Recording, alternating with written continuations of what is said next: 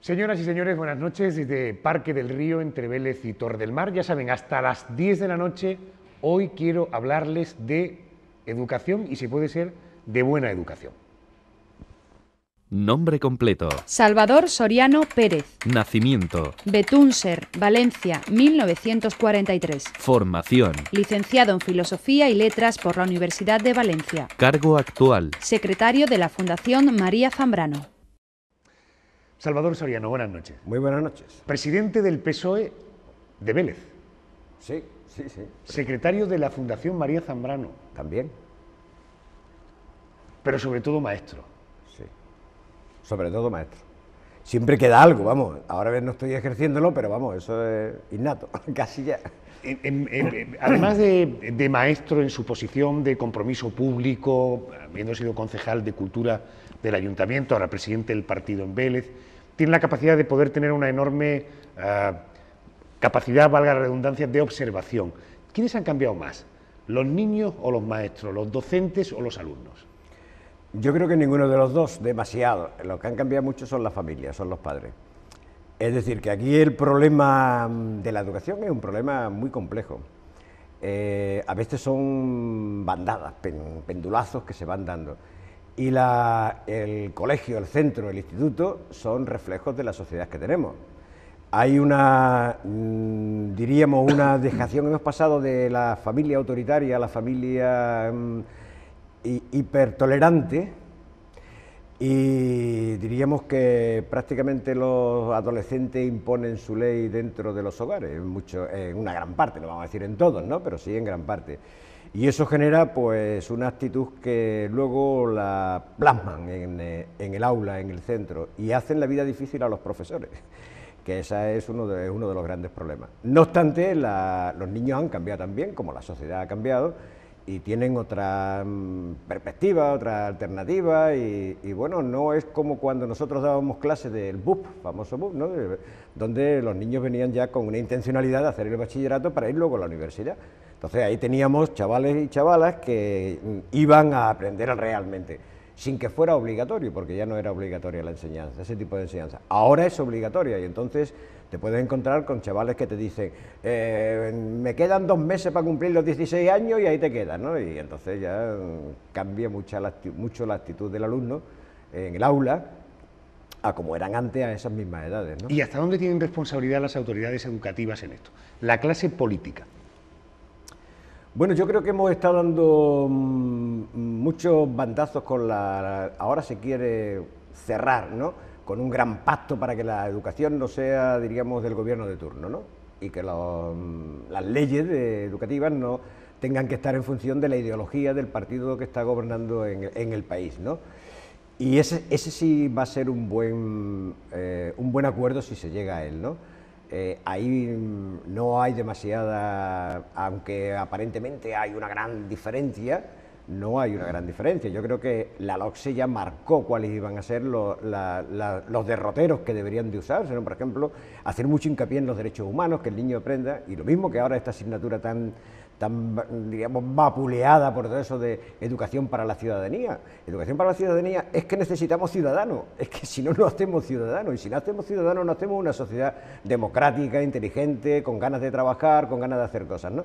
Es decir, que yo creo que aquí hay que arrimar el hombro todo el mundo, todo el mundo. Las confederaciones de padres de alumnos, por un lado, las empresas privadas de educación, diríamos la educación pública, y dentro de ese marco, padres, profesores y alumnos al unísono para conseguir que los chavales se sientan mucho más motivados de lo que hoy día están.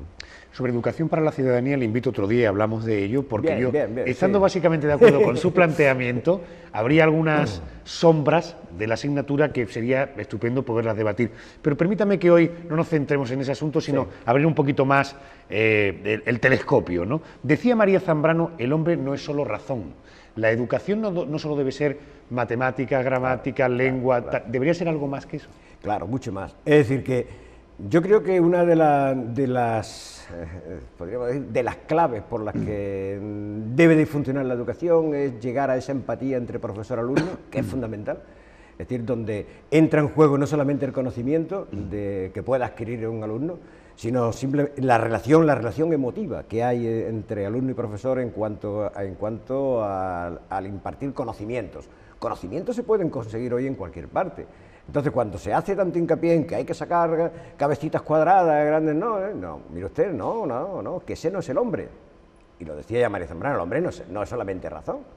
El hombre es sentimiento, el hombre es emoción. La vida no es solamente una cuadrícula en la que vamos todos y por la que caminamos una senda perfecta, ¿no? Sino que hay muchos vericuetos que es por donde te lleva la vida, y entre ellos está pues el sentimiento, la emoción, el amor, la correlación amorosa, si quieres, entre la comunidad educativa.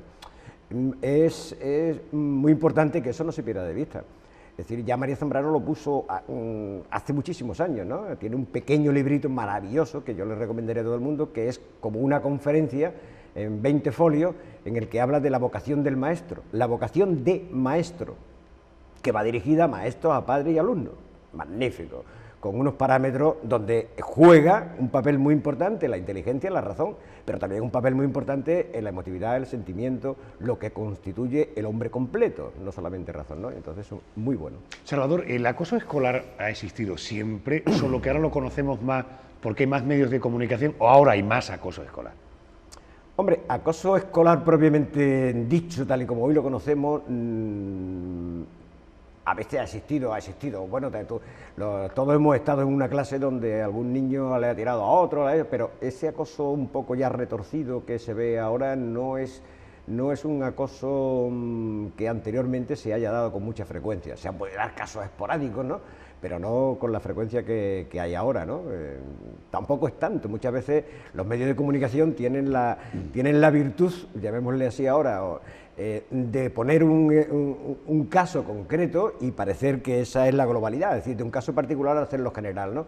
Y tampoco es tanto, ¿no? Es cierto que hay acoso, porque lógicamente se están denunciando acosos, ¿no? Y que ya los niños, pues, un chaval que se ve acosado, pues, en cierto modo peligra su estabilidad psicológica, y eso es muy peligroso, porque eso afecta para el futuro también, ¿no? ¿Qué opina de esas medidas que se han puesto en marcha, por ejemplo, en la Comunidad de Madrid, por parte del Gobierno de la Comunidad de Madrid, de considerar al profesor para reforzarlo como autoridad pública? Yo el tema de la autoridad a mí nunca me ha gustado la autoridad, ¿no? Puede desembocar en autoritarismo. La autoridad es la autoridad moral. El profesor debe de conseguir la autoridad moral, que el alumno lo vea a él como autoridad, pero como autoridad no que represora, sino como autoridad en cuanto a la materia que imparte y al modelo de vida que le plantea, ¿no? Y eso, diríamos, si no se ve reforzado con una posición de apoyo total e incondicional de las familias, de los padres de alumnos, no sirve para nada. ¿Qué le van a dar? Un niño que golpea a un profesor se le pone una multa y entonces decimos, bueno, puede ser eficaz para evitar que algunos padres exaltados que hacen lo contrario que sus progenitores, ¿no? Que cuando un niño llegaba a la clase y decía, el maestro me ha dado un bofetón, mira que me ha puesto loco, el padre decía, plas, plas, le daba a otros dos y le decía, algo habrá hecho, ¿no? Y lo reprimía, y ahora no, ahora el niño viene y dice, no, que la maestra me ha dicho que soy tonto o lo que sea, o que me ha empujado, y ahora va el padre a pegarle al maestro, en fin, ese tipo de agresividad no creo que la vaya a controlar o a parar o a detener simplemente porque el profesor sea una autoridad pública. Eso tiene que ser algo mucho más profundo. Tiene que ser una concienciación por parte de los padres, de las asociaciones de padres, en la que se conciencien de que el profesor es una autoridad y que a veces están cubriendo huecos que las familias están dejando en cuanto a la educación, y que el profesor se ve muchas veces presionado, oprimido, si quiere agobiado, no solamente ya por los alumnos, sino por sus padres. Y ahora yo le digo algo a este alumno y ahora viene el padre y quiere pegarme, ¿no? En fin, entonces la autoridad tiene que ser, desde el punto de vista del profesor, una autoridad moral, que él sepa ganarse esa autoridad frente a sus alumnos o junto a sus alumnos. Y por parte de los padres, el reforzamiento de esa autoridad desde la casa, desde el hogar, que es la clave. Hablemos de educación en Vélez, si le parece, hablando en primer lugar del continente y luego del contenido. Desde el punto de vista de infraestructuras escolares, institutos, colegios, ¿cómo está Vélez? ¿Cubierto? Está cubierto. Quizás, por ejemplo, depende, hay una gran expansión, ha habido una gran expansión, ¿no?, de Vélez, y algunos colegios pueden caer un poco desubicados con respecto al área que coge, ¿no? El último que se ha hecho es el Joaquín Lobato, ahí junto al río Vélez, ¿no?, que va a recoger toda la franja, podemos decir, de la costa, ¿no? Almayate, Benajarafe, Valleniza, Chirche, todo eso, ¿no?, que antes iba al María Zambrano y ahora va al Joaquín Lobato. Ese espacio ahí es muy importante. Sí falta, por ejemplo, hay varios colegios en Torre del Mar, por ejemplo, ¿no?, como puede ser el Custodio Puga o el Blas Infantes, que son colegios que se han quedado ya obsoletos, es decir, porque están dentro de un patio de vecinos, ¿no? El patio de recreo es un patio de vecinos prácticamente, ¿no?, y te están viendo a los maestros y a los niños cómo están jugando, cómo se comportan y tal, ¿no? Tienen una... y eso habría que darle una solución, y hay que dejar espacios, diríamos, de equipamiento, de equipamiento educativo siempre que se construya. Yo, eso es una de las cosas que siempre he estado insistiendo, de que cuando haya una gran construcción, que se tenga en cuenta de que ahí va a vivir gente, y que lógicamente va a haber niños, y si hay niños tienen que tener plaza escolar, y esas plazas escolares hay que proporcionarlas. Yo creo que actualmente está cubierta la demanda de plazas escolares, está bien, está equilibrada. Solo habría algunos centros que habría que modificarlos, sacarlos, desubicarlos de ahí, ponerlos en otro sitio o algo de eso, con unos espacios mucho más dignos, ¿no? Correcto, hablemos del contenido. El colectivo de profesores. El colectivo de profesores en Vélez, bueno, primero, ¿se siente con valentía suficiente como para calificar al colectivo educativo de la zona de aquí de Vélez? ¿Se siente con valentía para hacerlo? Si tiene que criticarlo, ¿lo haría? Si tengo que criticarlo, lo hago, eso está claro. ¿Cuál es su opinión? Bueno, mi opinión es que hay diríamos, un colectivo muy fuerte y muy comprometido, y muy comprometido en la mayoría de los centros. Siempre hay excepciones, ¿no?, pero en conjunto, como colectivo, están muy implicados en la educación, y quizás las nuevas generaciones de profesores que están llegando, tanto de maestros como de institutos, pues vienen ya, diríamos, a veces vienen con ese sentimiento de que me voy a enfrentar con una clase a lo mejor de niños que no son capaces de respetar y me voy a tirar media hora diciéndoles que se callen, que estén sentados, que no estorben, que aprendan, en fin, y vienen con ese... Luego, a medida que se va entrando en la dinámica del curso, se va controlando la situación, y si los equipos directivos son competentes, pues lógicamente ahí las funciones de los jefes de estudio son fundamentales, ¿no? Y tener, bueno, pues las medidas necesarias, no necesariamente represivas, sino necesarias como para que esto no ocurra. Pero en general está muy bien, y el centro de profesores concretamente que tenemos aquí en la Serquía, que está aquí en Vélez, es un dinamizador de las buenas prácticas de la educación. ¿Una delegación municipal de educación tiene sentido? Tiene sentido en cuanto que recoge las demandas de los colegios, ¿no? Es decir, hay colegios que tienen una demanda, los colegios, ten en cuenta que los colegios, no los institutos, los colegios dependen del ayuntamiento, de su mantenimiento. Su mantenimiento, ¿no? Y por lo tanto en las demandas de necesidades que puedan tener, que es importante también, ¿no? No las técnicas, ¿no? Por ejemplo, la parte tecnológica, pues no es de ellos, no es del ayuntamiento, es de la delegación, ¿no?, de educación. Si tú tienes un centro, los centros educativos ahora que están impartiendo, que están haciendo los centros TIC, ¿no?, que, en fin, el reparto de ordenadores y que los ordenadores estén en el aula, la educación ha cambiado mucho de cuando nosotros íbamos y cuando nosotros empezamos, pues lógicamente eso depende de la Consejería de Educación.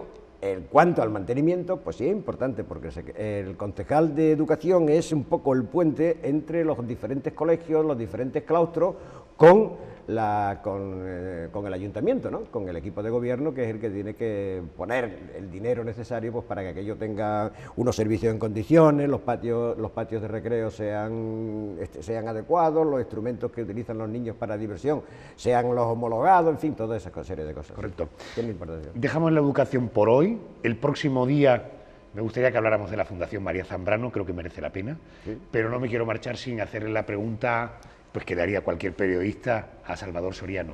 ¿Le apetecería volver a la vida política municipal activa? Porque en este momento el presidente del PSOE, ¿qué diferencia hay entre el presidente del PSOE de Vélez y un florero chino estupendo? Muy poca. El presidente antiguamente en el partido era la figura importante, Pablo Iglesias, presidente del partido, pero hoy día no, los presidentes suelen ser, yo además que me autocalifico así como el florero de la... Bueno, este es el dinosaurio que estaba ahí, que lleva ya 40 años en la política y que está muy bien, y bueno, y ahí está, ¿no? Pero también ejerce una una cierta influencia en la actuación, en los comportamientos, en las formas de políticas de ver las cosas. Y yo no me apetece entrar en la vida política activa, lo he dicho en mi partido montones de veces, yo me siento muy a gusto trabajando en la Fundación María Zambrano, soy un buen abuelo canguro, creo, se lo preguntaríamos a mi nieto y creo que sí, y además soy un buen corredor de bolsas, me paso toda la mañana yendo a Mercadona, a otra, y eso está muy bien, ¿sabes? Y estoy muy a gusto así con esa condición. Fenomenal, y ya en Vélez, para siempre. Para siempre. Yo vine, hice como César, llegué, vi y no vencí, pero me quedé aquí. Y aquí estoy, espero que aquí me incineren y me expandan mis cenizas por aquí para que le salga alguno de vez en cuando. Salvador Soriano, gracias por estar con nosotros. Muchas gracias. Me ha encantado reencontrarme contigo.